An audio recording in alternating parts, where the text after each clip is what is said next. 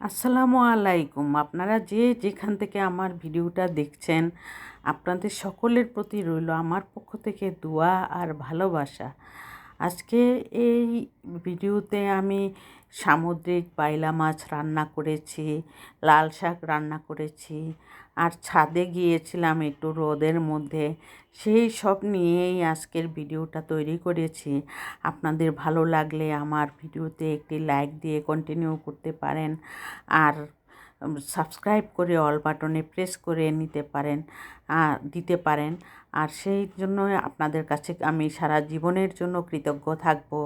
আপনাদের কাছে অনুরোধ রইল, আমার এই অনুরোধটুকু আপনারা রক্ষা করার চেষ্টা করবেন। আর এই সমুদ্রের বাইলা মাছটা আমি শুরু থেকে দেখিয়ে দিচ্ছি। বাইলা মাছগুলো অনেক বড় বড় বাইলা মাছ আনছিলাম। আমার হাজব্যান্ড আর আমি বাজারে গিয়েছিলাম, তখন আমার হাজব্যান্ডকে আমি রিকোয়েস্ট করেছি যে এই বাইলা মাছটা অনেক মজার, তুমি নিয়ে নাও। তারপর আমার হাজব্যান্ড বলল ঠিক আছে নাও। আমি এই বাইলা মাছগুলি কেটে ধুয়ে পরিষ্কার করে রান্নাটা করব। খুব ভালো করে পরিষ্কার পরিচ্ছন্ন করে রান্নাটা করতে হবে, কারণ মাছ তো অনেকবার ধুইতে হয়। এই জন্য লবণ দিয়ে 2বার লবণ দিয়ে আমি কষলিয়ে সুন্দর করে মাছটা ধুয়ে নিলাম। ধুয়ে নেওয়ার পরে মাছটা আমি ফ্রাই প্যানে ভেজে নিচ্ছি, কারণ মাছগুলি যদি ঝোলের মধ্যে রান্না করি তাহলে তো যদি ভেঙে যায়, সেজন্য আমি আসলে বেশিরভাগ মাছই আমি ভেজে রান্না করার চেষ্টা করি। আর সেজন্যই আপনাদের কাছে দেখিয়ে দিলাম যে মাছটা আপনারা যদি খেয়ে থাকেন কখনো, তাহলে তো কোনো কথাই নেই। আর যদি না খেয়ে থাকেন তাহলে অবশ্যই বাজার থেকে এই মাছটা কিনে খাবেন, দেখবেন অনেক মজার সাথে খাওয়া যায়, অনেক মজা হয়। আর আমি দেখেছি আমি অনেক ভিডিওতে 2-একটা টিপস যদি দিয়ে থাকি, আমি আবার পরবর্তীতে দেখেছি অনেকেই আমার টিপসটা ফলো করেছে, আর তাতে আমি অনেক খুশি হয়ে যাই। আর আমার ভিডিওটা যদি দেখে থাকেন আপনারা, তাহলে অবশ্যই আপনারা যারা কিনে খাননি তারা কিনে একবার হলেও খেয়ে দেখবেন। আর এই মাছটা রান্না করতে তেমন কোনো কঠিন কিছু না। স্বাভাবিকভাবে আমরা যা রান্না করি ওইভাবেই রান্না করতে হয়। আমি এখানে যেমন একটু তেলটা পরিমাণে একটু বেশি দিতে হয়, তাহলে মাছের যে কোনো জিনিস কিন্তু টেস্ট বেড়ে যায়। আর তেলটা যদি কমিয়ে রান্না করা হয় তাহলে কিন্তু অত টেস্ট লাগে না, দেখা যায় রান্না করা তরকারিটা থেকে যায়। আর যদি তেলটা একটু বেশি দিয়ে, পেঁয়াজটা একটু বেশি দিয়ে রান্না করা হয়, তাহলে দেখা যায় তরকারিটা শেষ হয়ে যায়।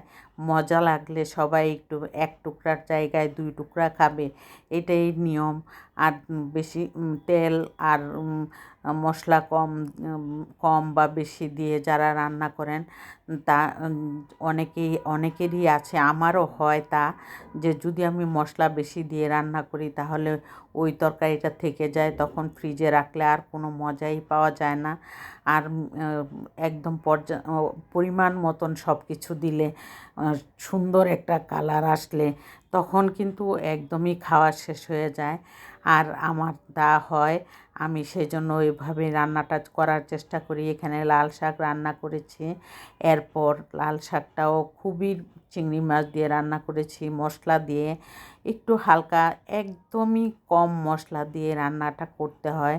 লাল শাক যদি এভাবে খালি অনেকে কাঁচামরিচ দিয়ে রান্না করা হয় পেঁয়াজ দিয়ে, তখন কিন্তু লাল শাকটা বেশি টেস্ট পাওয়া যায় না।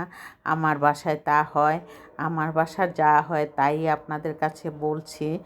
চিংড়ি মাছ দিয়ে যদি লাল শাক একটু মশলা, একটু হলুদের গুঁড়া, একদম হাফ চা চামচ থেকে কম, একটু মরিচের গুঁড়া, একটু ধনিয়ার গুঁড়া দিয়ে, লবণ দিয়ে যদি চিংড়ি মাছ দিয়ে রান্নাটা করা হয়, তাহলে দেখা যায় লাল শাক 1 আঁটি কেন 2 আঁটি বানালেও শেষ হয়ে যাবে।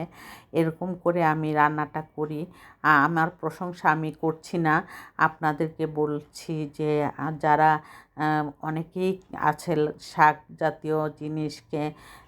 জাতীয় সবজিকে, শাকটা কাঁচামরিচ দিয়ে, পেঁয়াজ দিয়ে, রসুন দিয়ে রান্না করেন, তার থেকে ভালো 2টা 3টা চিংড়ি মাছ দিয়ে যদি একটু মশলা দিয়ে রান্না করা হয় তাহলে কিন্তু এটার স্বাদ দ্বিগুণ বেড়ে যায়। এভাবেই আমি রান্নাটা করে নিই।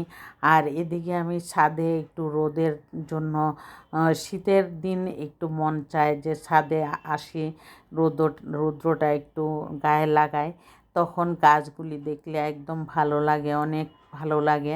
সেই চিন্তা করে কিন্তু মাঝে মাঝে আমি ছাদে চলে আসি। আর এই ছাদের এই ফুলের গাছ, এই গাছগুলিতে কিন্তু ফুল হয় না, পাতাটাই এটার অনেক সুন্দর হয়। আর এখানে অনেক ধরনের গাছ আছে, ফুলের